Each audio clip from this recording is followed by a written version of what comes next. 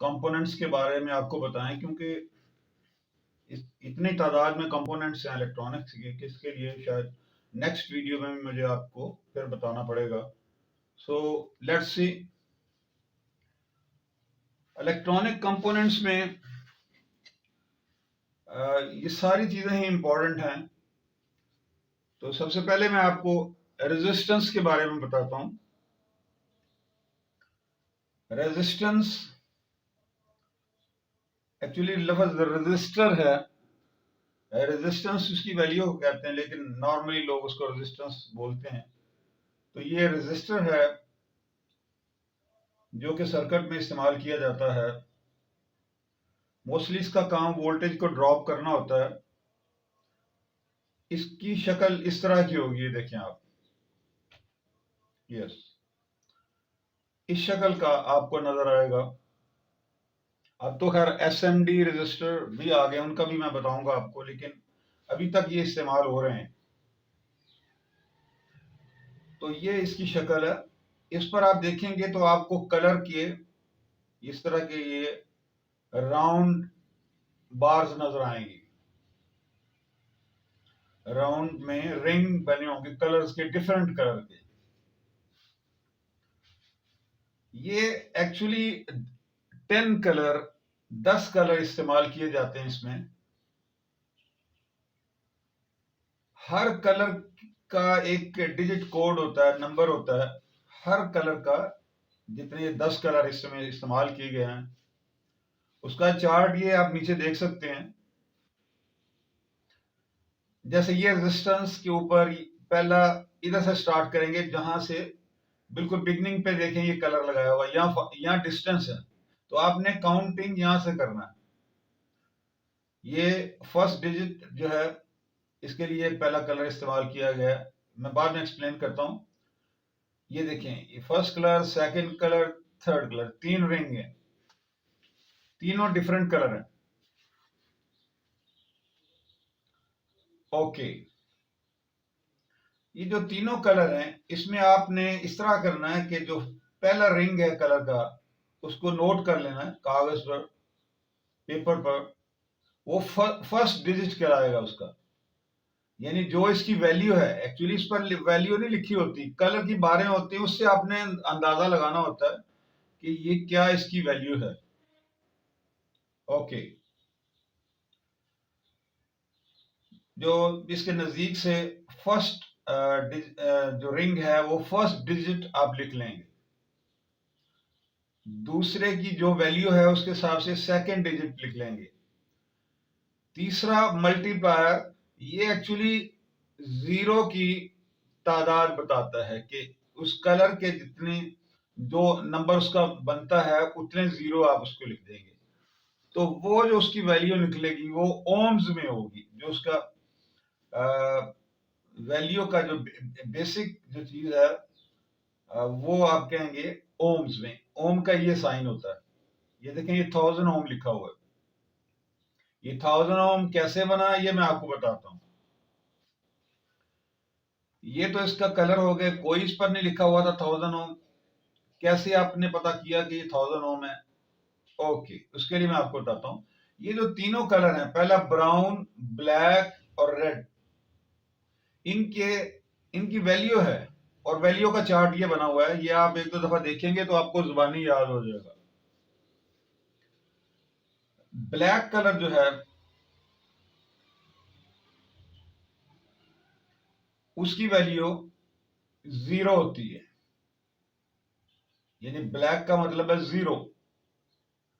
Brown 1, red 2, orange 3, yellow 4, green 5, blue 6, violet 7, grey colour जो है वो नंबर 8, व्हाइट 9।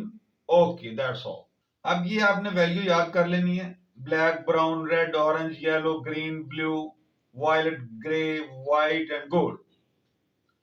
अब इनको यूज कैसे करना है आपने इन कलरों को? ये एक रेजिस्टेंस है, इस पर जो पहला रिंग है उसका कलर है ब्राउन। ब्राउन की वैल्यू है 1, ब्लैक की वैल्यू है 0, क्या हो गया 1 और 0।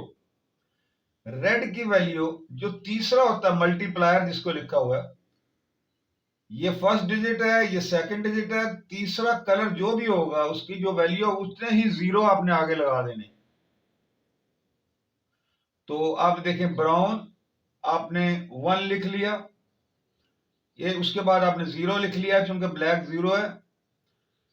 ये नंबर 2 है तो 2 0 और उसके आगे लगा दिए, तो ये बन गया 1000। 1000 ओम्स, ये जो साइन है इस तरह का, ये ओम का साइन है, तो ये इसकी वैल्यू निकल आई 1000 ओम। ओम के बाद अगर आप इसको छोटा करना चाहते हैं तो इसको 1000 पर आप डिवाइड करेंगे तो वो ये किलो ओम बन जाएगा।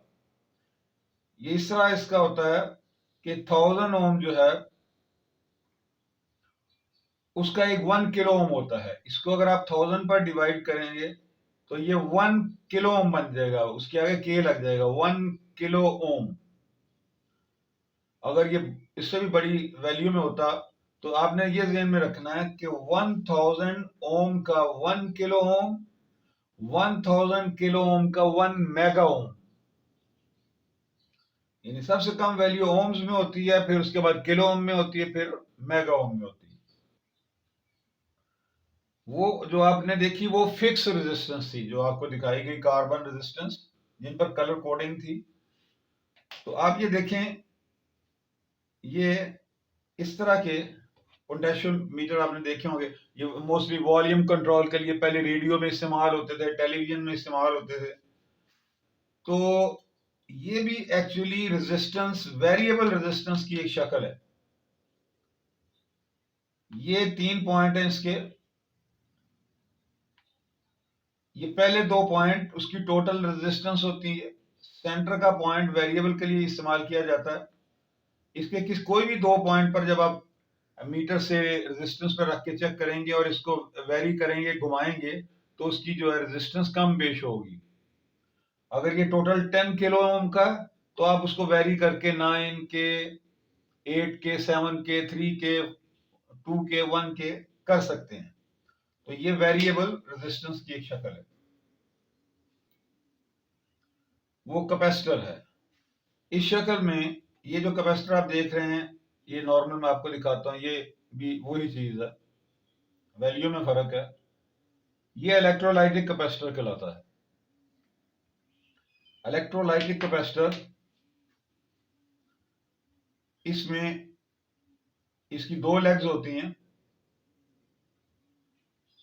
और इसके ऊपर इसकी पोलैरिटी होती है, पॉजिटिव नेगेटिव होती है। एक बगैर पोलैरिटी का भी कैपेसिटर होता है, लेकिन ये इलेक्ट्रोलाइटिक जितने हैं ये इनकी पोलैरिटी होती है और इसकी वैल्यू ऊपर लिखी होती है, जैसे ये लिखा हुआ है 2200 माइक्रोफैरड 25 वर्किंग वोल्ट। इसमें भी देखें आप, ये कैपेसिटर है 4700 माइक्रोफैरड 50 वर्किंग वोल्ट। पोलैरिटी में एक पिन इसकी पॉजिटिव होगी, एक इसकी नेगेटिव होगी। उसकी पहचान क्या है कि जैसे इस कैपेसिटर में ये देखें, ये व्हाइट लाइन लगी हुई है, इसी तरह इसमें भी व्हाइट लाइन है। ये जो व्हाइट लाइन की तरफ पिन होगी वो नेगेटिव होगी और दूसरी पॉजिटिव होगी। और इसको टेस्ट करने का तरीका ये होगा कि आपने अपने मल्टीमीटर को रेजिस्टेंस पर रखना है, जहां पर ये आप देखें कि एनालॉग को यूज करें तो बहुत इजी रहेगा आपके लिए, बिगनर्स के लिए एनालॉग बेस्ट है। तो ये देखें आप, ये इसकी जो नीडल मूव कर रही है, ये मैं इसलिए बता रहा हूं कि जिस वक्त आप किसी भी कैपेसिटर को टेस्ट करेंगे तो मैं आपको टेस्ट करके बताता हूं। ये देखें, आप गौर करें इसकी तरफ, मीटर की तरफ। जब आपने ऐसा किया, सुई आगे गई फिर वापस आ गई, ये कैपेसिटर ठीक है। अब इसको उल्टा करेंगे आप, फिर कनेक्ट करेंगे। ये देखिए सुई इसकी आगे गई, फिर वापस आ रही है। ये इलेक्ट्रोलाइटिक कैपेसिटर की क्वालिटी है, इसके सही होने की श्योरिटी है। जब ये ठीक होगा तो सुई आगे जाएगी, वापस आ जाएगी। अगर ये फॉल्टी होगा, या तो सुई बिल्कुल आगे नहीं जाएगी, उसका चार्ज उसमें नहीं होगा तो वो आगे नहीं जाएगी, या फिर बिल्कुल ही सुई इस तरह आगे चली जाएगी और वापस नहीं आएगी। वो शॉर्ट सर्किट को शो करेगी, यानी कैपेसिटर शॉर्ट होगा तो ये सुई आगे जाके वापस नहीं आएगी। और अगर ये ओपन होगा तो फिर सुई बिल्कुल नहीं हिलेगी अपनी जगह से, तब भी ये फॉल्टी है। इसके ठीक होने का जो है वो यही है कि सुई आगे जाके वापस आ जाए, तो इसका मतलब इसका इलेक्ट्रोलाइटिक ठीक है, ड्राई नहीं हुआ। जब ये ड्राई हो जाता है कैपेसिटर तो इलेक्ट्रोलाइट खत्म हो जाता है, तब ये ओपन बताएगा। और अगर ये शॉर्ट सर्किट हो गया तो फिर वो बिल्कुल शॉर्ट बताएगा।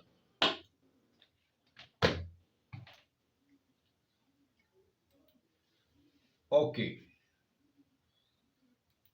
वो इलेक्ट्रोलाइटिक कैपेसिटर था। ये भी कैपेसिटर की एक जो है दूसरी किस्म है। ये माइका कैपेसिटर कहलाते हैं। इसमें पॉलीप्रोपिलीन के भी बने होते हैं, लेकिन इस टाइप के जो ये माइका कैपेसिटर है, इनकी कोई पोलैरिटी नहीं होती, इनका कोई नेगेटिव पॉजिटिव नहीं होता।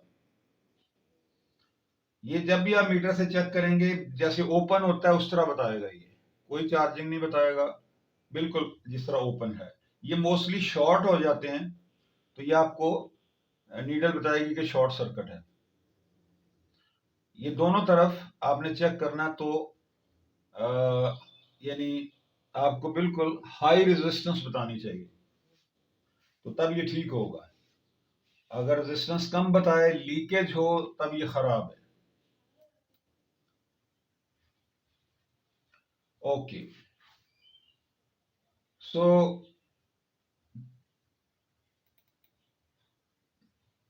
ये भी रेजिस्टेंस है। ये देखें, ये फर्स्ट बैंड जो इसका, वो उसका फर्स्ट डिजिट है।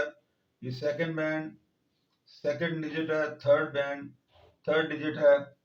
इसकी अगर आप वैल्यू बनाएं उसी कलर से, तो ये 1 2 1, यानी 1 2 1 का मतलब है ये इसका तीसरा जो है वो उसका मल्टीप्लायर है, उसके जीरो की तादाद बता रहा है। तो ये 1 का मतलब 10, तो ये इसकी वैल्यू बन गई 120, यानी 120 ओम, 120 ओम इसकी वैल्यू बन गई।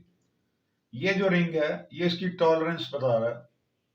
अगर ये गोल्ड है तो 5% टॉलरेंस है, अगर ये सिल्वर है तो 10% टॉलरेंस है। ये भी एक बहुत इंपॉर्टेंट पार्ट्स है, कंपोनेंट है। इसको रिले कहते हैं।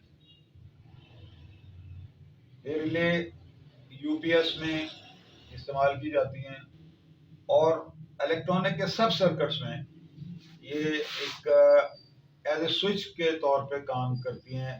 किसी में सिंगल स्विच होता है, किसी में मल्टीपल स्विच होता है। उसके दो पॉइंट ऐसे होते हैं जिनको पीछे से ड्राइव वोल्ट मिलते हैं, उस पर ये ऑन ऑफ होती है।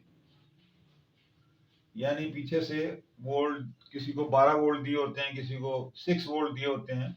वो जब ड्राइव वोल्ट इसको मिलते हैं तो आगे से उसका स्विच ऑन हो जाता है, और जब वो वोल्टेज पीछे से मिलने बंद हो जाते हैं तो वो ऑफ हो जाता है। इसको भी हम आपको इसकी डिटेल बताएंगे।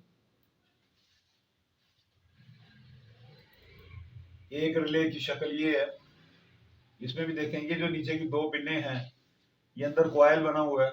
इसको जब पीछे से सप्लाई ड्राइव वोल्टेज मिलते हैं 12 वोल्ट, मोस्टली 12 वोल्ट पर होती हैं ये, 12 वोल्ट इसको मिले। ये देखें आप, ये तीन पिनें लगी हुई हैं। नॉर्मल हालत में इसकी दो पिनें, उन पर एनसी लिखा होता है, नॉर्मली क्लोज्ड, और एक एक पर लिखा होता है एनओ, नॉर्मली ओपन। तो हर हालत में इसमें दो पिनें आपस में शॉर्ट होती हैं, दो ओपन होती हैं।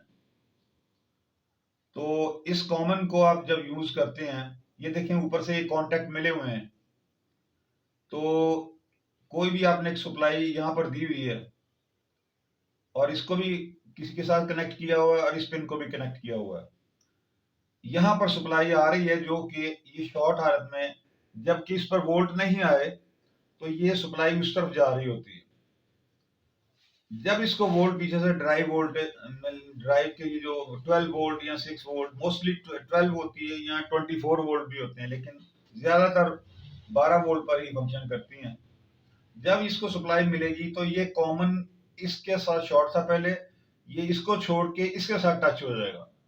तो ये सप्लाई पहले इधर जा रही थी, अब वो सप्लाई इसको छोड़ के इधर आ जाएगी, ये कांटेक्ट यहां से इधर आ जाएगा। वो क्या, ये जो कॉइल है इसमें मैग्नेटिक फील्ड पैदा होती है जो कि इसको अपनी तरफ खींचती है, ऊपर जो लगी हुई है स्ट्रिप, तो वहां से ये स्विच यहाँ इसको छोड़ के इसके साथ मिल जाता है। तो ये मोस्टली यूपीएस में इस्तेमाल की जाती हैं, और भी कई सर्किट हैं, मशीनरीज जो हैं बड़ी, उनमें इनका बहुत इस्तेमाल है।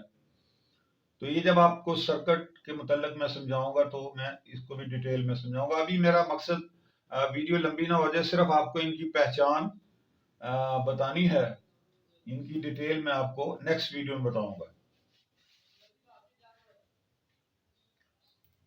ट्रांजिस्टर के मतलब आपको बताया, उसके बाद ट्रांजिस्टर, एक ट्रांजिस्टर से ज्यादा ट्रांजिस्टर की जहाँ जरूरत पड़ती है, या एक छोटा सा इंटीग्रेटेड सर्किट बना के उन्होंने इस चिप के अंदर बनाया होता है, इसका आईसी यानी इंटीग्रेटेड सर्किट, इसका बहुत ही इंपॉर्टेंट रोल है आपके इलेक्ट्रॉनिक्स में।